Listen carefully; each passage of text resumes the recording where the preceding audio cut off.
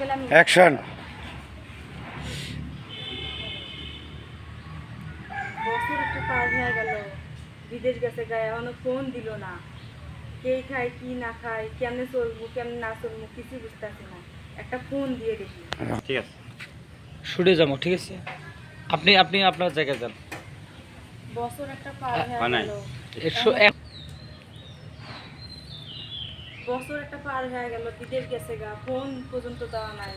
কি খাই কি না খাই কেমনে চলি না চলি কিছুই আমি বুঝতেছি না। ওর আশা থাকলে আমারও হইব না।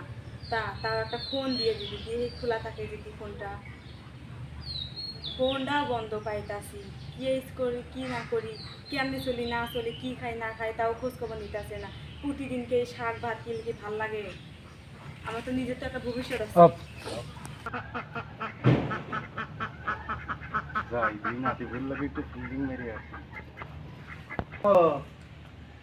দাদা আর কইয়েন না, সে দুঃখের কথা। আপনার নাতি বিদেশ গেছে, আজ পর্যন্ত ফোন দিল না। একটা বছর হয়ে গেল, কি খায় না খায় কোনো খোঁজ খবরে দিতেছে না। টাকা পর্যন্ত পাঠাইতেছে না। প্রতিদিনকে শাক বাতিলে কি ভাল লাগে? ফোনটাও বন্ধ পাইতাছি আমি।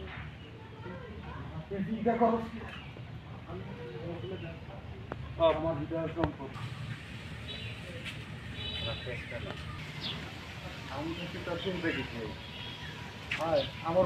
সম্পত্তি, হবো সব। হ্যাঁ, আমরা না দাদা, এটা কেমন কথা? আমি সম্ভব না রে। আমার তো বিশাল সম্পত্তি, এই গাড়ি বাড়ি সব আমি গেলে দুদিন পর তৈরি হবে। এই সব কিছু শান্তি থাকবে, তোর যা লাগবে সব আমি দেবো, সব দেবো। ঠিক আছে।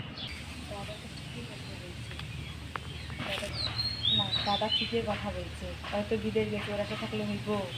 আমার তো একটা ভবিষ্যৎ আছে, আমার তো ভবিষ্যৎ খুঁজতে লাগবে। দাদা ঠিক কথাই বলছে, দাদার সঙ্গে গেলে বিশাল সম্পত্তি সব আমার হইব। দাদা ঠিক কথাই বলছে। দাদার লগে ওকে, কি চিন্তা কর? না দাদা কিছু না। তাহলে চল আমরা যাই, কাজে অফিসে যাই। ঠিক আছে? আচ্ছা ঠিক আছে স্যার।